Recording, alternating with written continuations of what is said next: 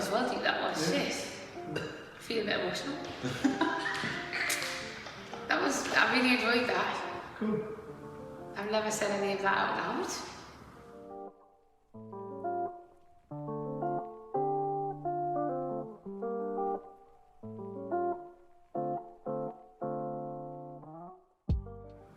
Ready? Yeah, whenever you are.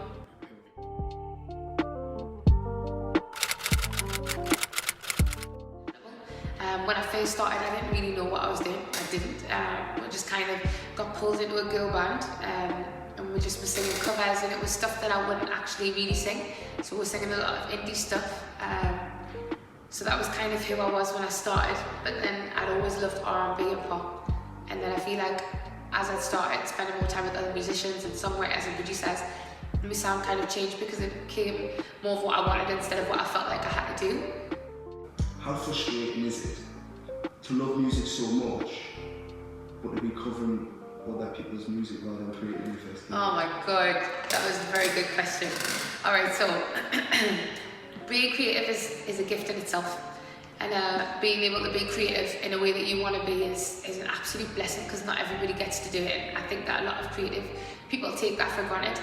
And then being put in a situation where people would rather you sing a cover than an original is quite heartbreaking actually when you think about it, because you put so much time and effort and a lot of money as well into making something that's your own, because as an artist you kind of want to be different, you want to be you, because there's only one you. Do you know what I mean? So trying to imitate somebody else or doing someone else's thing kind of goes away from everything that we're all kind of set out to do. Like, we're all set out to be individuals. And being able to do that musically is great, but then it can be frustrating when you do a show, especially I feel like when I perform up north, for example. I feel like I kind of have to do more covers because people are more comfortable hearing songs that they know. But when I get to perform in London, which is my favourite, I know I shouldn't really say that, but it's true, people don't want to hear covers. Maybe one or two of the songs that are like the people that you know that everybody likes, because it kind of brings everyone together. But then other than that, they just want to hear your music because they're actively looking new music and new artists every single day. So I guess that kind of touches from a fan's perspective, or from your perspective. Yeah. When you were performing your own music for the first time, I imagine it was maybe a bit of a mix of absolute freedom and with a little bit of terror and how it would be received. So I don't know how that feeling went down when you first did that. Yeah, so performing my first set of original music was literally the most terrifying thing. I think there was childbirth and then there was performing an original set, so they were kind of neck and neck, to be honest. But it's because you put your heart on your sleeve and you just kind of say, hi, this is me, like, what do you think? It's like, I don't know, putting a diary on a projector and being like, so this is what I did yesterday and the day after that. But then at the same time, it's like, as an artist, you make these songs that you relate to, or these experiences that you've been through, and you kind of just record it, and it doesn't really matter what anyone thinks. It's just kind of, it's an outlet for you. So even though in a sense it can be terrifying, at the same time it can be exhilarating. It's weird because it's both things at the exact same time. How do you think it was received when you first performed? I think I smashed it. Yeah. Yeah. No, it was in London, and I'd moved there. I'd graduated and I'd moved there for music, and I'd spent time like working with some very, very sick people. I've been so fortunate that when I did relocate, I got to work with a lot of the people who I still can work with today. Very talented, and I worked on some great music. So it was nice because, like I said earlier, people in London actively want to hear new music and actively want to see new artists. So as long as it's got a good beat. If it's a good song, they'll appreciate it. And I feel like I've made good music, so it went down a treat. And from that first show, that's kind of how it all began, because that was when I met the next promoter who put us on for the next show, which kind of linked me on to the next show, which then linked me on to the next show. So thank God I didn't forget the words, which happens quite often. But yeah, the first one went well.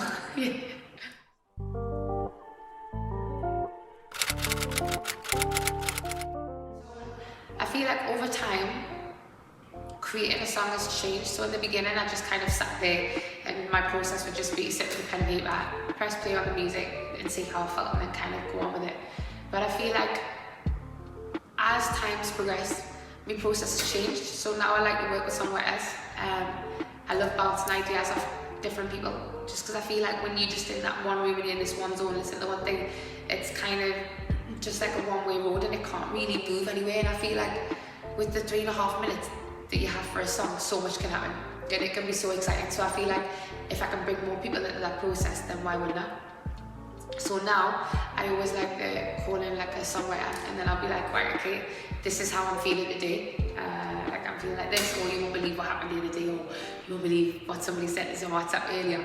It could literally be anything, and then we'll just sit there and we'll chat about it, and then they'll be like, then the producer will be in the session as well, and the producer will be like, oh, I've kind of pulled some ideas together, and then they'll play a few sounds, and yeah, it's just like magic. It just kind of merges it together. Like one line will come up somewhere, and then the songwriter will be like, oh yeah, and then I can kind of run it this is this kind of what you're trying to say, and it's just, it's so open to anything that it's sick. Like anything goes, anything.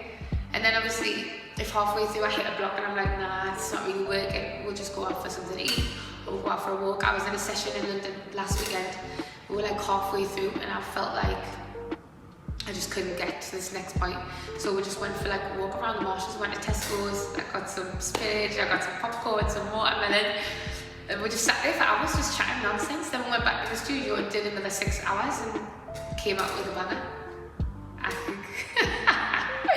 So yeah.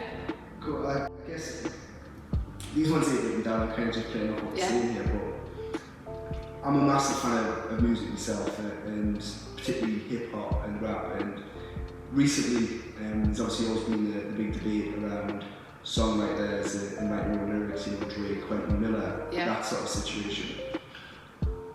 What's your thoughts on that process? Do you see it as a defeat almost to utilise that, or do you see it more as a creative team and working that way? That's a very, very, very good question.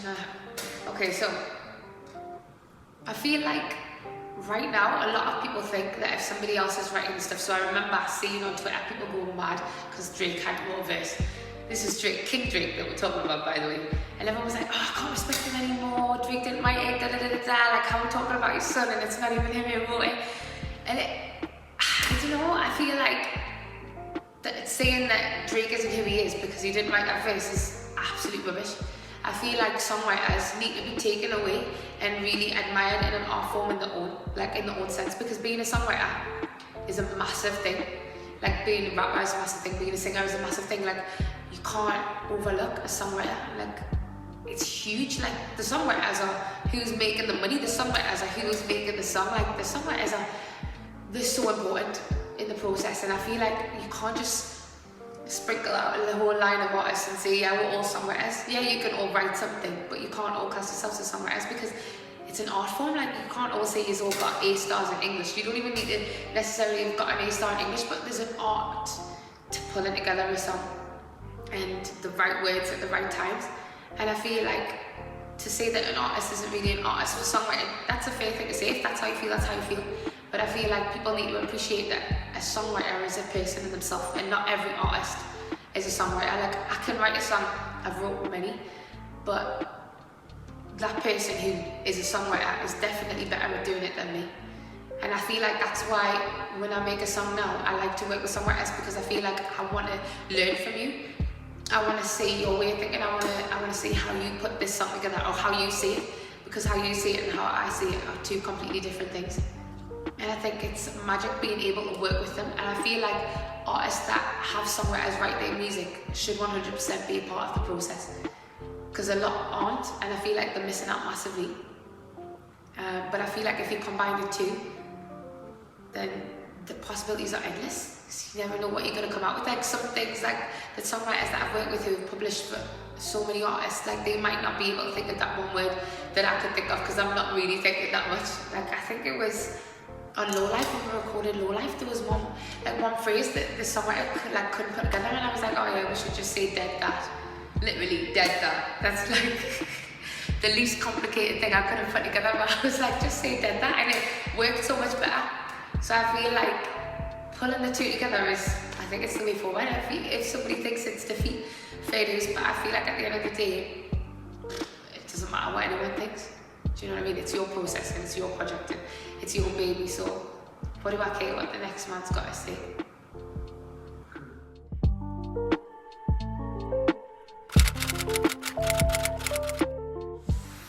Right, that's another good point. I love him, you know. It's another very good question. Alright, so my God, I'm not really sure because I feel like when I hear a song, I hear the beat first.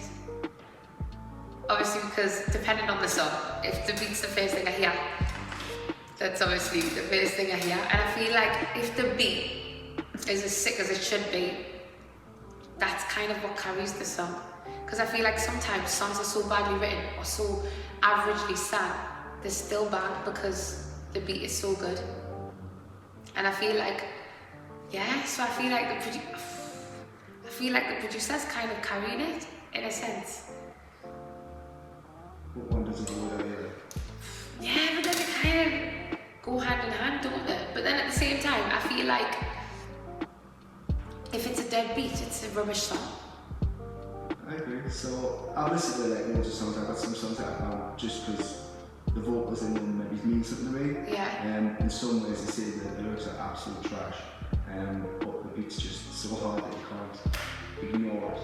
I think I can do it. But then sometimes when a song is so good or so well written or so fantastically sung, you can't really remember the music because it just kind of sits in the back. But then that's also perfectly done because I feel like sometimes the producer knows that maybe just take out that sound or just take out this little bit just so it can just be this. Do you know what I mean? There's nothing worse than a wasted beat in my opinion. Exactly. There's nothing worse. Because you can't really do that again. No, you can't. Unless you P. Diddy and do that.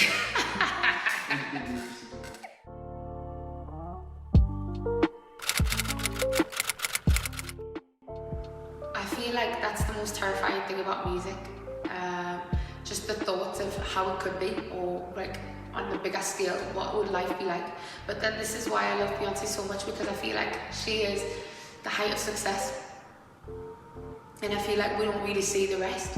I just see her for her music.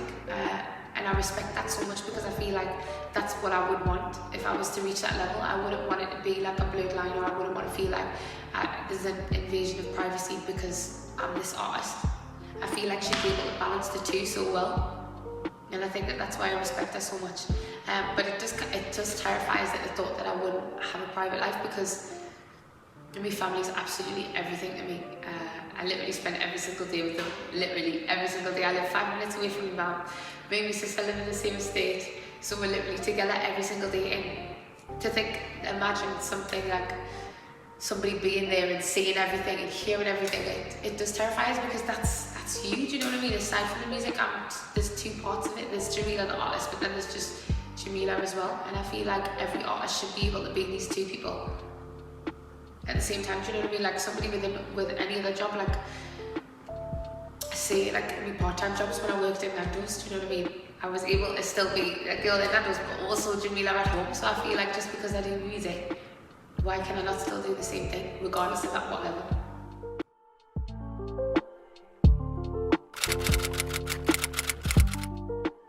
The religion one is a tricky one. Obviously I'm Muslim, and a lot of people have a lot of ideas of Muslims just because of the media, because of things that have happened. And I feel like I like to be open about my religion, because a lot of people just are so surprised at it. People are like, you're not Muslim. I'm like, am I not Muslim really? Because it's Jamilah Hassan, which is like Smith. It's such a common Arabic name. And it's nice to see that people don't think that because I'm not wearing a hijab or a burqa, like it doesn't mean I'm not Muslim. Yes, I've never drank alcohol, don't drink alcohol, don't eat pork. I dress like this, but that doesn't mean that I'm not Muslim. I still fasted, I did Ramadan, I also did the optional extra week, which not many people do. And I'm proud of that. Obviously my dad is not proud of me outfit right now, which is fine. and he prays 5 times a day. He's a good lad, bless him. And it's tricky as well though, because I've had a backlash where people are like, oh, so you're Muslim, but you went out dressed like that on Saturday. You're Muslim, but you've got a little boy, and da da da da da. But this is the world that we live in. Like, people are always gonna have something to say. Do you know what I mean? But I know who I am, and I know my faith, and I know my background, and nothing and nobody can take that away from me. So I'll dress however I want to dress. I'll do whatever I want to do because I know who I am. And I'll say it. I'm Jamilah. I'm Muslim. I'm 29 years old. It's just who I am. So being a musician isn't ever going to stop that. I remember when I first started, I did initially just want to be Jamilah and not Jamilah Hassan, because of the fact that it was such a Muslim surname, and I didn't want anyone to think, oh, because you see a flyer before you see the person on stage. And I remember having such a hard time trying to think, should I be Jamilah Hassan or should I just be Jamilah? And I remember making that decision when I was younger, saying, just drop the Hassan so that there's less questions. But I feel like the older I got, the less I cared. And now Jamilah Hassan, Jamilah, doesn't really matter, it's me. So do you think that fear was from either the Muslim community seeing what you're doing in the music space and not liking that, or do you think that was from the sort of white supremacist view? 100%. It had nothing to do with the Muslims, because I think that sounds awful. It had nothing to do with the Muslims. No, it was 100% white people that I worried about. That was the only worry that I had, because I thought, oh, what if they think I'm not going to see a Muslim? Do you know what I mean? Jamilah Hassan. Because it's not rocket science. Like, a lot of people know that Arabic names are Muslim. Like, people with Arabic names are Muslim names. Hassan is a Muslim name. And I was just worried that white people would see it and think, oh, we're not going to see a Muslim. That was 100% it. Like, I've never once thought, what would a Muslim think? Never once. I've thought, what would my dad think? But other than that, it was always a fear that somebody would not want to see a Muslim, and that's why I chose to drop my surname. Because I remember I was put Jamilah Hassan on the flyer, and I contacted them straight away. I was like, what are you doing? It's just Jamilah, take away Hassan. And they were like, alright, calm down. But in my mind, that was me doing the right thing, because I just thought, oh, let me just not. Nobody really needs to know that, do you know what I mean? I don't know if there's any other questions that you think about people don't know. It was quite intense, yeah? That was well deep, that was. Shit. I feel a bit emotional. I really enjoyed that. Cool. I've never said any of that out loud. I suppose sometimes when someone else asks you questions, you then like even go away and ask yourself those questions again. Yeah. The stuff that you do really, for like all these stations, it's like, let's get rid of these stuff. Yeah, they don't really get into the real shit. It's very... It's like, oh, What's your favourite colour? the senior on your Instagram. Yeah, 100%. Like those the ones beach that- with your son, and you're like, oh, and you talk about that, like, 100%, mate. That's exactly what it is. It's just the surface shit, isn't it? But do you think it's because the artists maybe just want to shield themselves in that public versus private thing? I feel like that's partly to do with it, because I feel like a lot of people don't really like talking about the personal stuff, but at the same time I think it's a beautiful thing to be able to talk about it. But then at the same time, talking about it is allowing people to see more into your private life, and if you're not really trying to share that private life, then... So you're not all about image control as much as maybe some of the artists. No, not so much. I feel like that's because I've always been able to do my own thing. I feel like maybe if my management had more of a say, then it would be different. Or if I was with the label, they would obviously have more to say. But I feel like if I'm a free agent, then what am I hiding?